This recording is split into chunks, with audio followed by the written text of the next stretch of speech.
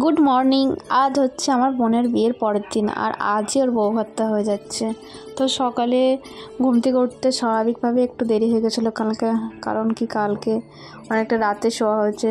তো এখন সূর্য প্রায় অনেকটা উপরে, এখন প্রায় 10টা বাজে, একটু আগেই ঘুম থেকে ওঠা হলো। তো প্রথমে আমরা খাচ্ছিলাম যে কমলা লেবু, মেয়ে দেখেছে তাই। তারপর একটু পরে আমাদের গ্রামের ভিতরের দিকে অন্য একটা বিয়ে ছিল, তো সেই বিয়েটাই যাচ্ছিলো, সেটাই দেখতে এসেছিলাম। তো বিয়েটা ঘোড়ার গাড়িতে যাচ্ছিলো বলে তো সবাই মিলে আমরা ভাই বোনেরা যারা ছিলাম সবাই দেখতে চলে এসেছি মোটামুটি। তো এরকমভাবে বিয়ে আমাদের গ্রামে প্রথমটাই হলো। যাই হোক, আমরা দেখছিলাম, এই বউ দেখতে এসেছিলাম। তো আমার মেয়ে খুব এক্সাইটেড ছিল বউয়ের থেকে গাড়িটার জন্য বেশি। তারপরে তো সারাটা দিন ঘুমিয়ে আর ল্যাদ খেয়ে কাটিয়েছি, কোনো ভিডিও তোলা হয়নি, কিছু করা হয়নি। তো তারপর আমরা সন্ধেবেলায় কোনো রকমের রেডি হয়ে বেরিয়ে পড়েছি, বাসে উঠেছি। তারপরে মনে হলো না, ক্যামেরাটা এবার অন করি। তো এই দেখো আমার মেয়ে ওর একটা মাসিমণির সাথে দেখো ফোন দেখতে ব্যস্ত। আর এই দেখো বাস আমাদের প্রায় ছেড়ে দিয়েছে, এবার আমরা যাচ্ছি। আর রাতের দুপাশে চারপাশে দেখো কত সুন্দর ভিউটা আসছে।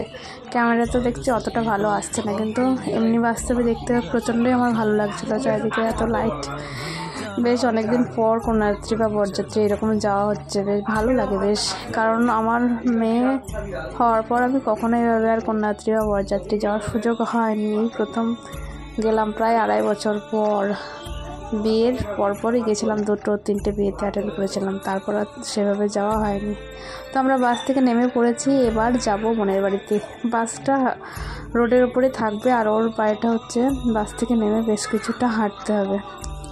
তো ভাইকে দিয়ে দিলাম মেয়েকে। তারপরে আমরা প্রায় চলে এসেছি হাঁটতে হাঁটতে বিয়ে বাড়িতে। এই যে হচ্ছে বিয়ে বাড়ির গেট। তারপরে আমরা চলে এসেছি বোনের কাছে। এই দেখো এখন শুরু হয়ে গেছে ফটো সেশন। তো আমার মেয়ে তো খুব আনন্দ, গানের তালে তালে নাচছে। এখানে সাউন্ডটা দিতে পারলে আরও ভালো হতো, তো পরবর্তীকালে দেওয়া হবে। এই দেখো ও তো কিছুতেই সরবে না। তো ফটোগ্রাফাররা বলছে সরো, ওর সরার নামই নেই।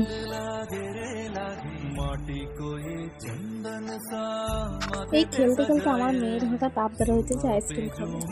তো একটা আইসক্রিম খাওয়ার আগে ওকে চেন দিয়ে খেতে দিলাম। এই তো এতক্ষণ ধরে তো দেখলেও কীভাবে নাচছিল। তো গানের তালে তালে নাচবে, কিন্তু আমি বলছিলাম চলো শোনা, যেখানে নাচ হচ্ছে সেখানে নেবো। তো সোয়েটার টোয়েটার সমস্ত কিছু খুলে ফেলেছে। বাড়িতে যে গেঞ্জি পরতাম সেটা ভেতরে পরানো ছিল, সেটা পরেই ও তার উপরে জামা পরে দেওয়া হয়েছে, তো সেটা দেখা যাচ্ছে। তো এই দেখো ও কীরকম নাচে, তোমরা সবাই একটা দেখো। তো সুখ ভরে দেব আজ তোরে আঁচলে, মন যেন আজ মেলেছে ডানা, উড়েছে আকাশে। আমি বদলে গেছি এক পলকে, হাওয়া কেন আজ হয়েছে মাতাল কানে কানে বলে। আজ যত সুখ ভরে দেব আজ তোরে আঁচলে, মন যেন আজ মেলেছে ডানা, উড়েছে আকাশে। আমি বদলে গেছি এক পলকে। এলো যে এলো খুশির লগন, এলো যে এলো খুশির লগন। আসবে সে তাই লাজে রাঙা মন, আসবে সে তাই লাজে রাঙা মন। মেতেছে আনন্দে আজ প্রাণ যে, বরণ ডালা সাজা ফুলো দেশার বাজা, মনে হবে আজ সে। তো মাঝখানে গান বন্ধ হয়ে গেছিলো, তারপর আবার চালু হয়েছিল। ওরা তো নাচতে থাকছিল, ওটা আমার পিসির মেয়ে হয়তো, বাচ্চা মেয়েটা। তো ওদের নাচ দেখছিলাম আমরা দাঁড়িয়ে, আমি, দিদি, দাদারা, জামাইবুরা সবাই ছিলাম এখানে। আর মা ভেতরে বসেছিল, তো মাও তারপরে খুঁজতে আসলো। তো মাকে বলছিলাম যে তুমি খেয়ে নাও, তো মা বললো না একসাথেই খাবো। এই দেখো এদের নাচানাচি তো বন্ধই হচ্ছে না, ক্রমাগত নেচেই যাচ্ছে।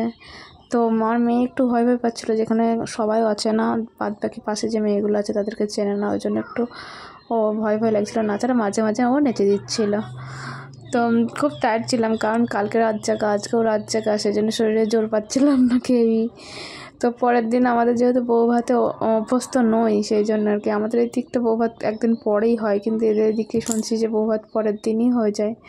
তো যাই হোক, এবার আমরা খাওয়া দাওয়া করবো।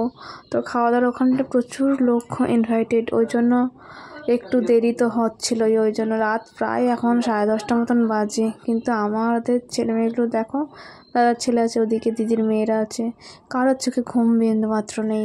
ওরা প্রচণ্ড এনার্জেটিক, কিন্তু আমার যেন মনে হচ্ছে শরীরের জন্য ঘুমোতে পারলেই বাঁচি। এই দেখো, এই দিদি একটু নাচতে গেল, কিন্তু কেউ নাচছে না বলে আর নাচার আর এনার্জি পেলো না, আবার চলে এলো। দেখো, সবাই মিলে যদি নাচতো তাহলে হয়তো ও নাচতে পারতো। যাই হোক, ওই ব্লগটা দেখলে হয়তো আমাকে এসে মারপিট করবে যে ওর নামে এগুলো আমি কী বলছি। তো এভাবেই আমাদের এই দিনটা কাটলো। এবার আমাদের শুধু বাকি আছে খাওয়া দাওয়াটা। আমি আবার বুঝতে পারছি যে আমার মেয়েটা এবার আমাকে জ্বালাতন করবে, কারণ আমার ঘুম পাচ্ছে। ওর ঘুম প্রায় এসে গেছে, কারণ 10:30 বাজে। ও তো বাড়িতে প্রায় 9টার মধ্যে ঘুমিয়ে পড়ে, তো অনেকক্ষণই ও জেগে আছে। কালকে রাতেও জেগেছে, সারাদিন হুটোপাটা করেছে, যেহেতু বাড়িতে প্রচুর মানুষজন আছে। তো আমাকে কিছুক্ষণ নাচানাচি করার পর ও দেখো যে দাদা খুলে নিয়েছে, কান্নাকাটি শুরু হয়ে গেছে। তো আবার বোনের কাছে আসলাম। এখানে একটা বাচ্চার গাড়ি আছে খেলনা, তো সেটা নিয়ে খেলা শুরু করে দিয়েছে। তো এটা নিয়েও দাদার ছেলের সাথে কিছুক্ষণ ওর মারামারি হয়েছে। মারামারি কোনোখানেই বন্ধ নেই, সে বিয়ে বাড়ি হোক বা যেখানেই হোক না কেন, বাড়িতেই হোক। ওই দেখো, তো একে একটু কান্নাকাটি করছিল বলে একটু বাইরের দিকে নিয়ে এসেছিলাম চুপ করানোর জন্য।